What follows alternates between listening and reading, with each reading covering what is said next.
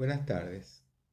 En este video nos vamos a ocupar de la economía digital, cuyo desarrollo es probablemente uno de los procesos sociales de mayor importancia que están vigentes en la actualidad y que se ha acelerado, por lo menos muchos piensan eso, como consecuencia de las respuestas que la sociedad y los gobiernos dieron a la pandemia, que nos obligaron a adoptar prácticas relacionadas con la economía digital que tal vez hubieran llevado mucho más tiempo en otras circunstancias.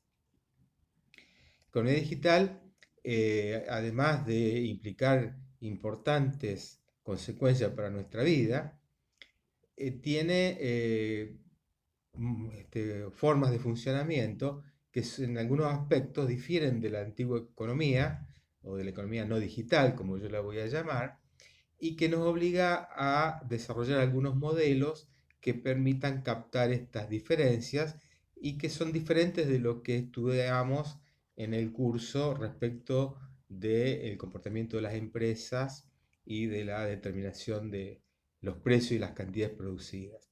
Después vamos a ver también algunos aspectos históricos que son importantes para complementar esta visión de la economía digital desde algunos aspectos microeconómicos fundamentales. En el próximo video vamos a trabajar sobre nuevas formas de negocios digitales, en particular una sumamente importante que son las plataformas multilaterales digitales. ¿Qué es la economía digital? Bueno, es aquella parte de la economía que, basada en las tecnologías de la información y la comunicación, cuyos objetos son bienes y servicios digitales. Bienes digitales son objetos útiles con la característica de que son virtuales, es decir, dicho de otra manera, intangibles, y que pueden ser almacenados como datos en medios digitales y distribuidos por medio de redes. De estas dos características, la distintiva es la primera, el almacenamiento digital, porque en el pasado existían bienes digitales que no se distribuían por redes. Hoy, en general, sí. Acá usamos la palabra datos. Bueno, ¿qué son ellos? Datos digitales son registros electromagnéticos en un medio digital referido a fenómenos de todo tipo, es decir, hechos, ideas, procesos, transacciones, que tiene la característica de que su procesamiento y comunicación es capaz de generar información. Acá otra palabra muy utilizada que tiene muchos significados, pero básicamente podemos decir que la información es el contenido de un mensaje elaborado a partir de datos que una vez comunicado tiene sentido para el receptor. Tradicionalmente se decía que el mensaje tenía que ser visible, audible o perceptible por el tacto de alguna manera, pero en la actualidad, cuando estamos hablando ya de inteligencia artificial aplicada a muchísimos campos de la vida diaria, el mensaje no necesariamente tiene que tener estas características, porque debe ser comprendido, puede ser un mensaje dirigido a una computadora y su software tiene que ser capaz de entenderlo y procesarlo. Hay otra palabra vinculada a todo esto que es conocimiento, con la cual yo preferiría no inmiscuirme, porque también es un concepto bastante difícil, pero de los cuales se hacen mucho abuso. Entonces, a veces se habla de la economía de la información, de la economía del conocimiento, y nosotros más modestamente vamos a limitarnos a decir que es la economía digital. ¿Qué son servicios digitales? Servicios útiles que se prestan por medios digitales y generalmente son accesibles a través de redes. Ejemplos. Bueno, acá pongo una lista de varios bienes digitales que todos conocemos y varios servicios digitales también conocemos. Ahora, ¿por qué hablo de bienes y servicios digitales? ¿Por qué no hablo de bienes directamente? En microeconomía usamos el concepto de bien en sentido amplio que también abarca servicios. ¿Por qué hay que utilizarlo? Además hay un tema que es bastante difícil discriminar un bien de un servicio digital. Pensemos en una canción, música. Nosotros la estamos escuchando en el celular. Probablemente hay un bien digital que es un archivo de audio situado en un servidor en algún lugar del mundo y un servicio de streaming que nos lleva a nuestro celular y lo podemos escuchar. Para el consumidor no tiene mucho sentido distinguir uno de otro. Por eso los límites son difusos. Y además, para existir y ser útiles, los bienes y servicios se necesitan mutuamente. Para poder escuchar la canción, a lo mejor la tenemos como bien digital, bajada a nuestra memoria de la computadora o del celular, necesitamos los servicios de estos dispositivos. Servicios que se prestan de manera doméstica, lo hacemos nosotros mismos, pero es un servicio de todas maneras.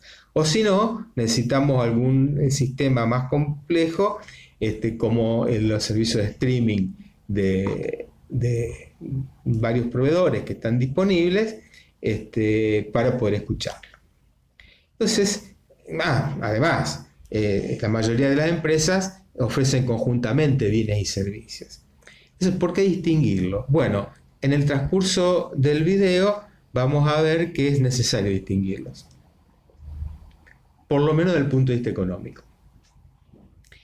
Entre la economía digital y no digital hay muchas cosas en común, pero también hay varias diferencias, una de las cuales es fundamental para nuestra materia.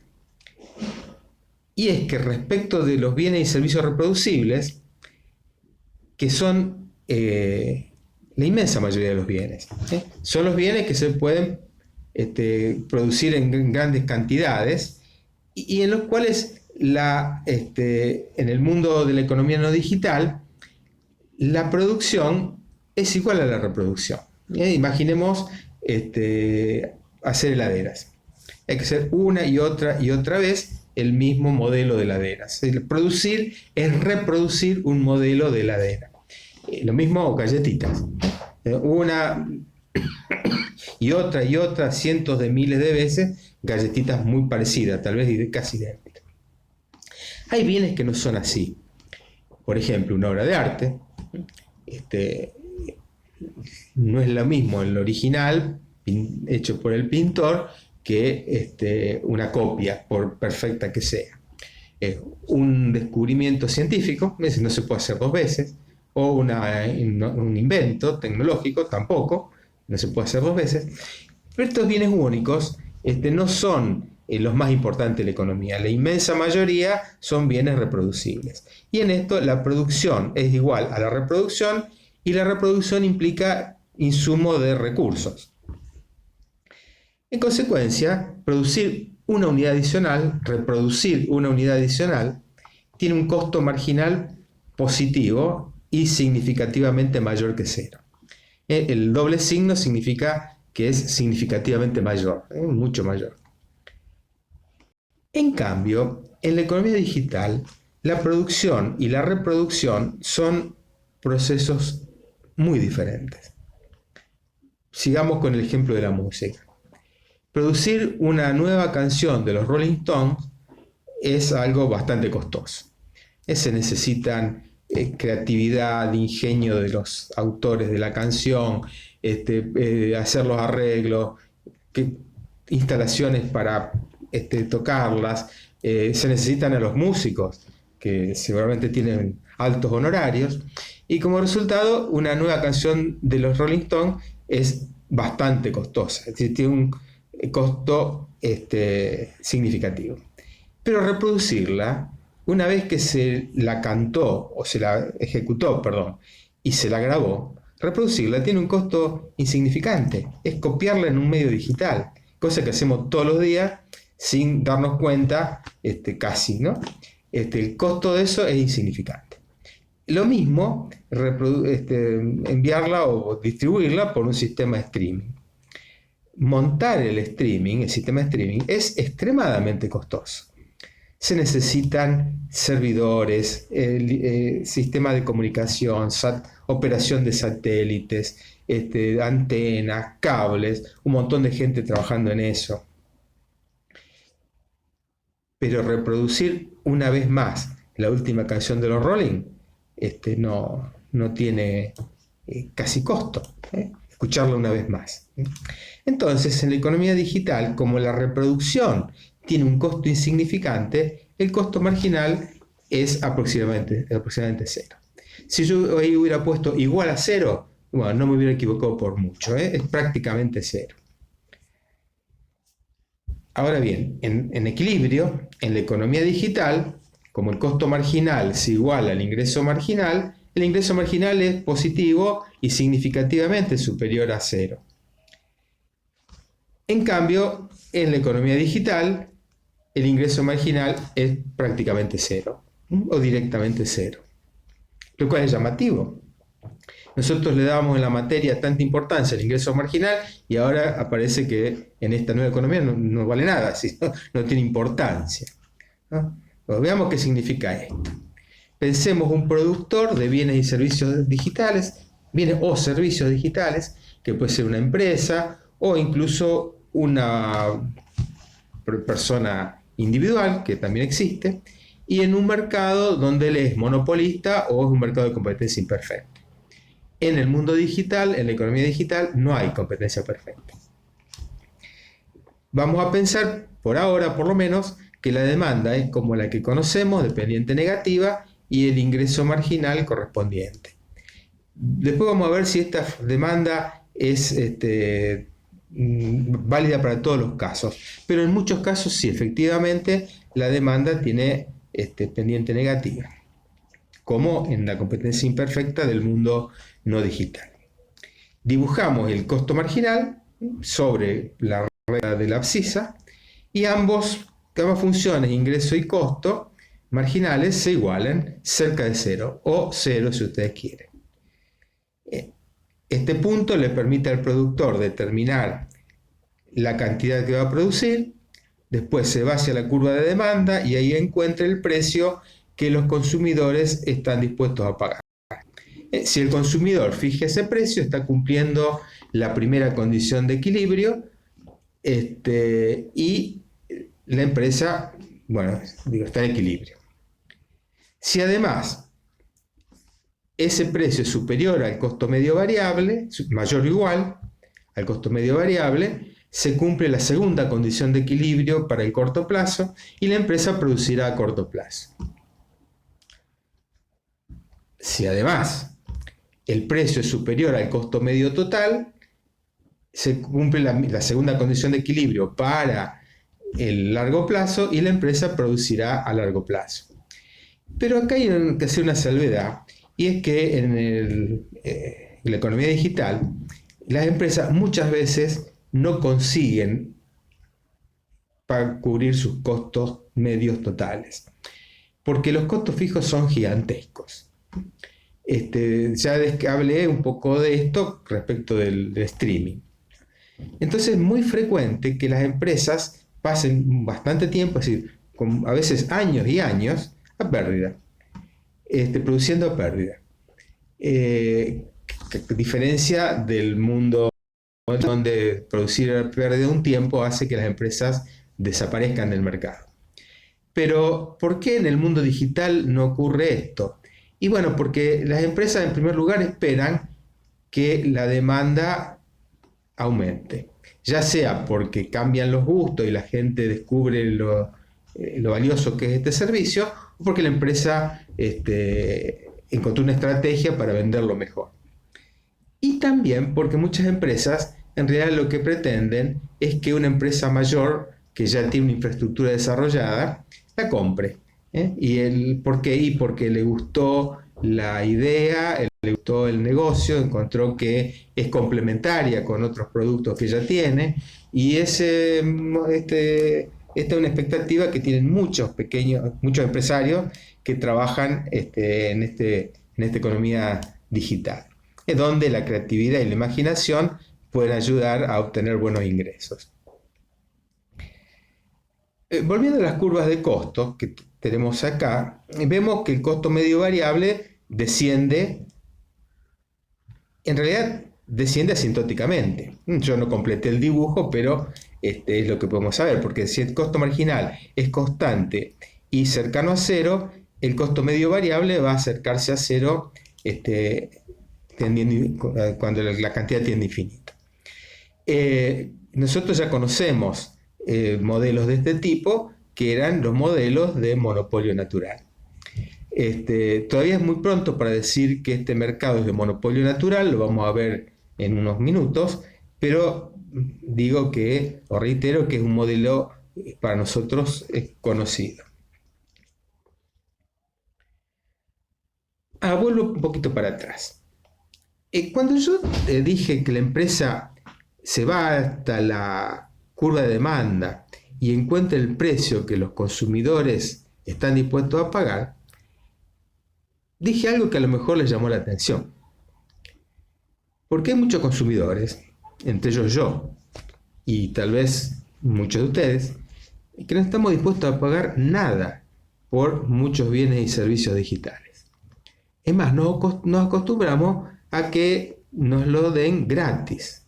O más bien, no sé si gratis, porque vamos a ver después que las empresas toman datos de nosotros y esos datos son valiosos. Pero nos lo dan a precio cero. Una gran cantidad de bienes y servicios digitales que nosotros utilizamos están a precio cero. ¿Y por qué puede ser esto? Hay dos razones. Una, esta. Porque todos los bienes y servicios digitales tienen características de bienes públicos. Otra razón la vamos a ver en el próximo video. Pero esta es la base de este fenómeno. Y es que tienen al menos una característica de los bienes públicos, que es la no rivalidad. No rivalidad significa que el consumo de un bien o la utilización productiva de un bien no reduce la cantidad disponible para otras personas. Nosotros escuchamos la última canción de los Rolling Stones y eso no reduce la cantidad disponible para los demás. Tanto si la canción la tenemos grabada en nuestra memoria, la memoria de nuestro dispositivo, del cual se puede copiar y trasladar a otros consumidores, como si la escuchamos por el sistema de streaming o de alguna otra manera. Entonces, la rivalidad es una cuestión fundamental y que tiene la no rivalidad, y es que tienen todos los bienes públicos. Vamos a recordar las características de los bienes públicos. Una era no rivalidad y la otra era no exclusión. Y ya dije que los bienes y servicios digitales siempre tienen esta característica de no rivalidad. Por su propia naturaleza, porque son así. En cambio, la no exclusión la tienen a veces. Particularmente, los bienes digitales tienen la característica de que no son exclusivos. Porque una vez que el productor los transfirió a alguien, es muy fácil para alguien a su vez transferirlo a otros. Una canción que se copia. Es posible que haya restricciones, por ejemplo, que haya contraseñas o algún mecanismo que impida el acceso, pero lo que se ve es que antes o después aparece un informático que encuentra el modo de abrirlo y la canción, o utilizar el programa o leer el libro. Entonces, en los bienes digitales es muy difícil lograr la exclusión. Y esto es un verdadero problema porque reduce el incentivo que existe para producir un bien cualquiera, entre ellos un bien digital. En cambio, los servicios es más fácil impedir el acceso, porque el productor del servicio puede tener algún mecanismo en su plataforma que impida a quien no está autorizado a ingresar. No siempre lo hacen por razones que vamos a ver en el próximo video, pero pueden hacerlo. Entonces, esta es la razón principal para distinguir bienes y servicios. El tema de la exclusión. En los servicios la exclusión es posible y de hecho ocurre. Tanto ocurre que se ha difundido una frase que es: cualquier cosa puede convertirse en servicios. En inglés hay una expresión que no sé cómo se pronuncia, donde la X significa una variable que puede ser modificada por cualquier valor, puede tomar cualquier valor, y significa anything as a service, ¿eh? Cualquier cosa como un servicio. Es el modo que tienen las empresas de cobrar por sus productos. Nosotros, cuando hace algunos años, tal vez 15 más o menos, o 20, pero casi todo el software venía en soportes magnéticos como CD-ROM o disquete, ¿no?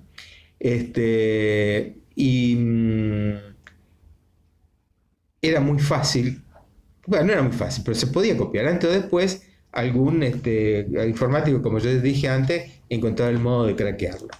En la actualidad, muchas empresas ofrecen el software en la nube. Quiere decir que uno puede utilizar el software sin bajarlo en su computadora y sin poder copiarlo. Lo utiliza y paga por su uso y listo. Muchas veces las empresas, por razones comerciales, tienen alguna versión gratuita, pero las versiones más elaboradas, con más funciones, después hay que pagar por ellas. Pero bueno, esta es una tendencia importante de transformar los bienes digitales en servicios digitales para que sea más fácil cobrar por ellos. ¿Cómo son las estructuras de mercados digitales? Para eso vamos a tomar como variable algo nuevo que nunca usamos en la materia, que se llama escala de operaciones. Esto sería el equivalente a la escala de planta, el tamaño de planta, o es la capacidad de producción a largo plazo. Pero no uso el término escala de planta, porque la idea de una planta corresponde a una planta industrial, a un local de negocios, un comercio. En cambio, las empresas en el mundo digital, particularmente los servicios, están compuestas por una diversidad de servidores que están distribuidos por todo el mundo, algunos de los cuales le pertenecen, otros los alquilan, y que usan de distintas maneras, comunicándose por redes, satélites, con equipos de trabajo distribuidos por todo el mundo. Entonces, la idea de una planta es media forzada. Yo uso el concepto de escala de operaciones para indicar esto. Entonces, a medida que la palabra escala es muy utilizada en esta cuestión de la economía digital. Escala o escalar, aunque no escala de planta. Pensemos una demanda para tener una referencia, y en los servicios digitales, por lo menos, los costos medios totales a corto plazo disminuyen continuamente. Hasta ahora. Esto lo vemos que hay empresas que están creciendo aparentemente sin límites, por lo menos hasta ahora, como Amazon, Google, Facebook. Y esto indica que no encuentran un límite como hay en el mundo no digital. En el mundo no digital, antes o después, aparecen deseconomías de escala, deseconomías de gama, y otros fenómenos, externalidades, que impiden que los costos medios bajen indefinidamente y antes o después aumenten. En la economía digital, hasta ahora parecería no pasar. No sé si ocurrirá en el futuro, pero por ahora parece que el comportamiento es y que es compatible con el monopolio natural, como dijimos antes. A veces no son estrictamente monopolios naturales, porque siempre hay alguna diferenciación de producto que permite que algunas pequeñas empresas operen en pequeños nichos, pequeñas empresas que también son muy grandes, ¿no? Pero entonces aparece lo que se llama el cuasimonopolio. El cuasimonopolio es una empresa dominante donde la participación de mercado de esta empresa es muy grande, muy cercana al 100%, aunque no sea exactamente el 100%. Sin embargo, En los bienes digitales podría no ocurrir lo mismo. Podría haber una curva de costos medio a largo plazo que se vuelva creciente ante escalas de operaciones no demasiado grandes. Y hay bastantes indicaciones de que hay, al menos algunos bienes se comportan así.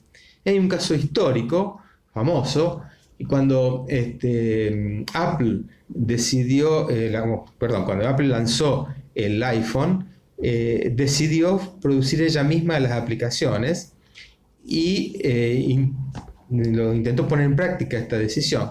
Pero al poco tiempo, pues un año aproximadamente, cambió la estrategia y comenzó a convocar a pequeñas empresas o productores individuales de software a que ellos mismos desarrollaran las aplicaciones utilizando una plataforma que le ofreció Apple, por la cual tenían que pagar un canon de utilización y les permitían trabajar produciendo estas aplicaciones.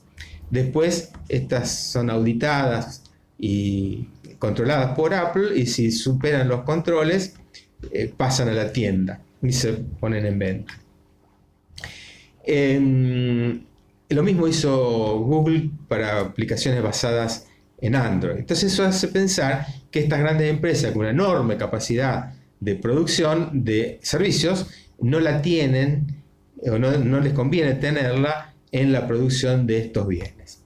También uno ve que las empresas de software también tienen una escala relativamente reducida, tienen cierta magnitud por supuesto, pero pocas son muy grandes, e incluso estas dividen la producción en proyectos, lo que implica disminuir para un proyecto en particular la escala de operaciones. Así que es posible que haya este comportamiento. No obstante, como yo decía antes, las empresas venden bienes y servicios digitales simultáneamente, las economías que permiten que los costos medios de los servicios disminuyan a largo plazo pueden utilizarse para lanzar por esa misma estructura diversos bienes digitales. Otras características relevantes. Respecto a los consumidores, una es la paquetización, algo que acabo de mencionar. Es decir, es muy común que no se vendan productos individuales, como es bastante frecuente en la economía no digital, sino paquetes que tienen a varios. Por ejemplo, varios bienes. En el caso de Office, que tiene procesador de texto, planilla de cálculo, PowerPoint y otros programas. O que se venden, es muy común que también los servicios vayan un paquete. Por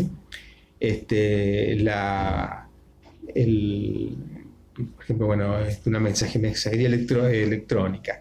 Uno puede usar texto, audio, y son sistemas diferentes, pero van todos en paquete. Podrían venderse por separado, pero no es lo usual. Otra cuestión importante es la facilidad para la discriminación de precios. Esto existía en la economía no digital, pero estaba limitada a monopolios naturales. Por supuesto, la discriminación de precios es propia del monopolio, pero fundamentalmente a cosas como los servicios públicos, donde siempre hubo discriminación de precios. Y la mayor parte de los bienes que no son monopolios, la discriminación de precios era imposible o muy difícil. Era más bien una cuestión rara, y cuando yo estudiaba estos temas, cuando era estudiante, era casi una curiosidad teórica. Por ejemplo, las empresas de servicios públicos utilizaban estos mecanismos de discriminación de precios no para maximizar sus beneficios, sino para hacer política social, cobrándole menos a los sectores de bajos recursos que gastaban menos. En el mundo digital hay discriminación de precios por todas partes, porque las empresas monopólicas son monopólicas o cuasi monopólicas, y que además pueden tratar individualmente con los demandantes. Cuando nosotros entramos en la página de algún servicio que tengamos, aparece ahí: hola, ¿qué tal, José Luis? Ya te conocemos quién sos. Bueno, yo tengo mis datos y saben qué hacer con ellos. Y porque, los mismos demandantes proporcionamos los datos que ellos utilizan para saber cuáles son nuestros gustos, nuestras preferencias, nuestro nivel socioeconómico, nuestro ingreso. Y como tratan con muchas personas parecidas a nosotros, pueden tal vez darse cuenta de características nuestras que nosotros no revelamos, pero como hay muchos que se nos parecen, ellos piensan, bueno, este es probable que tenga, además de lo que sabemos de él, otras características que conocemos de gente parecida a él. Entonces, esto permite hacer algo que realmente era una ilusión en la economía no digital, que es la discriminación perfecta, o por lo menos acercarse a la discriminación perfecta. Cobrarle a cada consumidor o cada demandante el máximo que está dispuesto a pagar. Hay efectos de bloqueo que también existían en la antigua economía, pero que ahora son mucho más fuertes, tienen mucha más importancia, que son aquellos que impiden cambiar de proveedor. Cuando uno compra un bien o servicio, incurre en costo de aprendizaje. Por ejemplo, compro un software y aprendo a manejarla. O me meto en una página web y aprendo cómo funciona. Si cambio de software por el de otro proveedor o voy a otra página, tengo que aprender de nuevo. Entonces el consumidor dice, bueno, yo ya el costo lo gasté, mejor el costo lo hice, el aprendizaje ya lo hice, sigo con el viejo. Además hay posibles pérdidas de información que quedan en el antiguo sistema, incompatibilidad estándar, o sea, a lo mejor algunos archivos que teníamos en el viejo sistema no lo podemos usar en el nuevo, incluso equipos físicos que no podemos conectar, hay necesidades de apoyo, servicio de apoyo, que si estamos satisfechos de lo que nos ofrece una empresa, ¿para qué vamos a cambiarlo por otro? Etcétera, lo que hace que los consumidores se vuelvan más dependientes de los oferentes. Los demandantes en general se vuelven más dependientes de los oferentes. Contra esto hay una alternativa, como defensa de los consumidores, está el consumo colaborativo. Innumerables mecanismos que se han ido desarrollando por los cuales los consumidores se ponen de acuerdo. Intercambian información respecto de los productos, se ponen de acuerdo para viajar juntos, y hay una variedad de mecanismos que utilizamos que nos permiten de alguna manera recuperar cierta autonomía. Respecto de la producción, una principal característica es que ahora en la economía digital es que los procesos productivos están deslocalizados. Antes la producción se hacía en un lugar dado, en una fábrica, en un local de comercio, en una oficina. Ahora el proceso productivo está repartido en numerosos lugares, o puede estarlo, por varias razones. Por ejemplo, porque un proceso que se hace por internet puede estar utilizando simultáneamente servidores que están en distintas partes del mundo, tomando datos o procesos que están repartidos en numerosos servidores. En todos los sistemas que usan blockchain, bueno, los registros del blockchain están repartidos en miles de servidores, un pedacito en cada lado, y entonces nosotros lo vemos en la pantalla, un resultado, pero de un proceso que está literalmente alrededor de todo el mundo. También los equipos de trabajo están distribuidos en distintos lugares. Aquí hay empresas de Rosario que forman parte del sistema de producción, donde hay equipos de programadores trabajando en distintos lugares del mundo y entrando a trabajar a medida que sale el sol, digamos, que a medida que llega el día en cada lugar. Y acá mismo lo que estamos haciendo. Hasta hace 4 meses las clases se daban en el aula, estábamos los profesores y alumnos todos juntos, interactuando personalmente, presencialmente. Los docentes, para organizar las clases y preparar el material, nos reuníamos alrededor de una mesa, y así. Y hoy estamos cada uno en su casa, haciendo cada uno su parte, intercambiando por internet, y el proceso pedagógico ocurre también. Tal vez no igual que antes, en algunas cosas mejor, en otras peor, pero ahora está en una escala más pequeña, deslocalizado. Otro aspecto importante es la tercerización abierta, crowdsourcing, en la cual una empresa, en lugar de contratar a un proveedor, deja abierta la posibilidad de que los potenciales proveedores se ofrezcan. Como les comenté antes, el ejemplo de los productores de aplicaciones. La computación en la nube, uno ya no necesita tener, una empresa no necesita tener servidores, programadores, una gran cantidad de equipamiento, porque mucho de eso lo puede alquilar a una empresa como Amazon y otras. Y también hay producción colaborativa. Ahora tenemos un concepto. Si ahora nos vamos más bien a las cuestiones de desarrollo histórico, pero un concepto que es importante porque se usa mucho y no quiero que se vayan del curso sin haberlo escuchado, que es transformación digital. Que básicamente es el paso de la economía de la era industrial, que en inglés se llama Brick and Mortar Economics, economía de ladrillo y argamasa, una economía de una nueva era que está empezando, tal vez empezó ya en los últimos 10 años, tal vez un poquito antes, donde tiene un peso importante la economía digital de la cual estamos hablando, en comparación con la antigua era donde prevalecía la economía no digital. En el próximo video vamos a trabajar bien el significado, la implicancia económica importante de esta transformación, de cómo cambió la organización de la producción en la economía bricks and mortar respecto de la que hay hoy.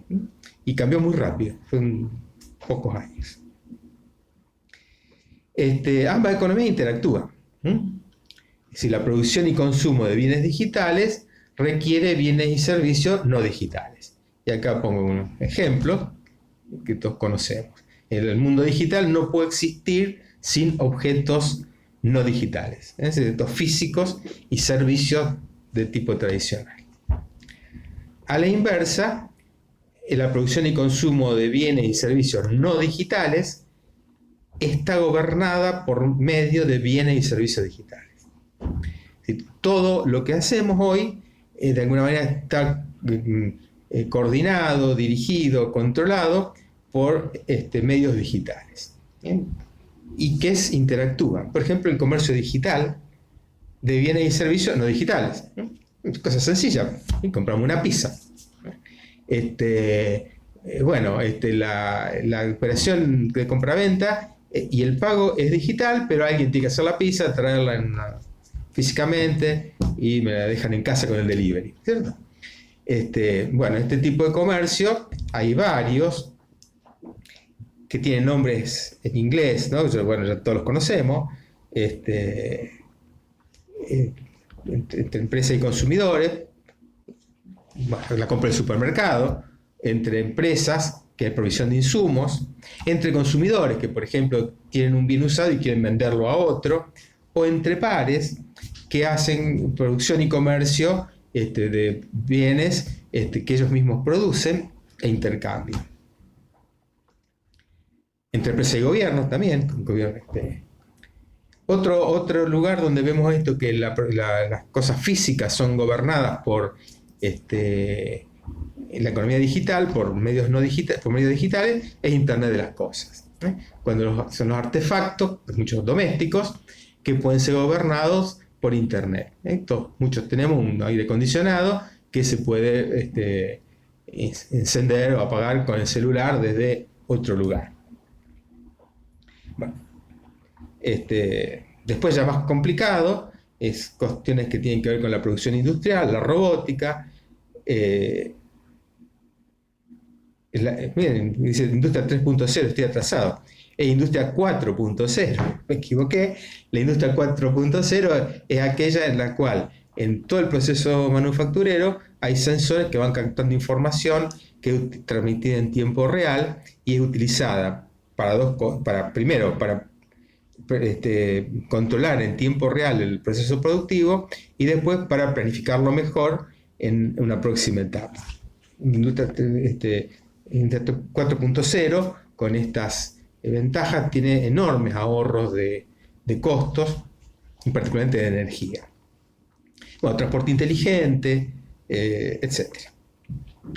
Pero bueno, además algo que ya todos sabemos, que toda actividad no digital genera datos que existen en la economía digital y después, una vez convertidos en información, son utilizados para tomar decisiones en ambas economías. A veces por los propios generadores de datos, pero generalmente por otros, sin ningún conocimiento y sin pedirle permiso. En estos días todos escuchamos que, bueno, aumentó el movimiento porque en las empresas celulares están viendo que la gente cambia con más frecuencia de una zona, de una antena a otra. Y bueno, nadie nos perdió permiso para sacar ese dato, que bueno, en buena hora, porque sirve para un objeto, para una finalidad socialmente valiosa, pero podría ser utilizado, y de hecho es utilizado, con fines menos logiables. Y bueno, vamos a ver un poquito por qué este desarrollo tan grande y tan rápido. Y acá hay 4 motores. Uno son innovaciones en tecnologías específicas que permiten que la economía exista. Vamos a ver enseguida, una de las innovaciones fundamental es el transistor, inventado en 1947, y otra fundamental es el sistema de World Wide Web, pero hay muchas, no vamos a entrar en detalle, me encantaría hacerlo, pero no podemos. Son las innovaciones que se fueron haciendo de los últimos 80 años, que finalmente permitieron que este mundo de la economía digital exista. Dentro de este desarrollo hay algo sumamente importante, de gran trascendencia económica, que es la ley de Moore. La ley de Moore dice que la cantidad de transistores en un microprocesador se duplica cada 2 años. Y la cantidad de transistores determina la capacidad de procesamiento del microprocesador. Pero no sé si la capacidad de procesamiento se duplica, tal vez es más que se duplica, porque mientras más transistores hay, puede haber muchas más interacciones y entonces las capacidades te aumentan. En la ley de Moore no es una ley científica, o no fue inicialmente una ley científica, sino un pronóstico de un científico, el fundador de una compañía de microprocesadores, que la hizo en 1965. Y tal vez era una expresión de deseo, pero lo importante es que se cumplió hasta ahora. En los 55 años que pasaron, efectivamente, como tendencia, esto ocurrió. Entonces aumentó enormemente la capacidad de procesamiento de los transistores, sin que aumentara el costo de los microprocesadores, sin que aumentara el costo paralelamente. Esto tiene una enorme importancia económica, porque si uno, por un lado, la capacidad, si podemos medir de alguna manera la unidad de procesamiento, el costo de procesamiento disminuye enormemente y continuamente a lo largo de 55 años. Y al mismo tiempo, como los transistores pueden aumentar su capacidad, los microprocesadores pueden aumentar su capacidad sin aumentar su tamaño y su consumo, y en proporción menor su consumo de energía, se pueden aplicar a más finalidades. Entonces nosotros tenemos una tecnología cuya utilidad aumenta porque se vuelve útil para más cosas y cuyo costo baja, entonces la gente lo utiliza más. Esto es algo que ocurrió en la humanidad desde que alguno de nuestros antepasados aprendió a usar un palo, o descubrió la posibilidad de controlar el fuego. Es decir, si una tecnología aumenta en sus capacidades y baja de costo, inevitablemente se lo utiliza cada vez más. Y este es el gran impulsor, o uno de los grandes impulsores de la economía digital. Convergencia de servicios. El hecho de que varios servicios que antes estaban por separados se han unificado. En una escala casi ya doméstica, esto lo hemos visto en los años pasados en Argentina, cuando teníamos, para tener, por ejemplo, en una vivienda, internet, teléfono fijo y cable, televisión por cable, necesitábamos literalmente 3 cables, provisto por 3 sistemas distintos. Con el tiempo esto se ha unificado y tenemos ahora el triple play, que una única empresa puede producir los dos. No todas las, no todo el mundo tiene acceso a esta tecnología, porque en alguna zona de Rosario todavía no es posible, pero en general se puede. Pero hay una convergencia de servicios de mucha mayor importancia, que es la que se dio entre dos grandes industrias, que es las telecomunicaciones y la informática, ambas motorizadas por la invención del transistor. Acá podemos estas dos fechas que yo les señalé como claves, que el transistor 1947 y la apertura al público de la red de redes en 1993. Entre esos momentos ocurren el desarrollo de estas dos industrias que se desarrollan en lo sustancial en paralelo.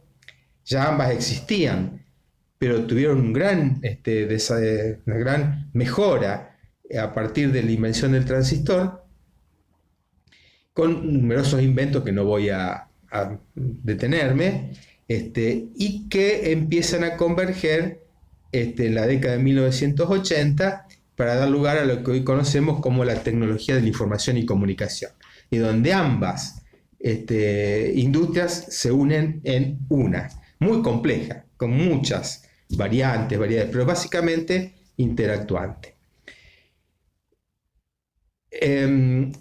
Y muy rápidamente, y esto es lo que importa para nosotros, muy rápidamente se fundan las primeras empresas que empiezan a operar en Internet y a utilizar estas tecnologías como medio de producción económica. Por supuesto hay muchas más, pero muchas de las empresas claves se fundan con mucha rapidez. Amazon, eBay, prácticamente 1 y 2 años después. Las otras tardaron un poco más, pero en tiempos históricos son muy frecuentes, muy rápidos.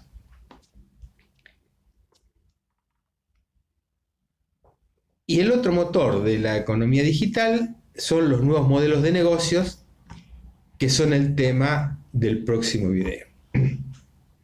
Con esto terminamos por hoy. Les agradezco mucho por la atención y a la brevedad continuaremos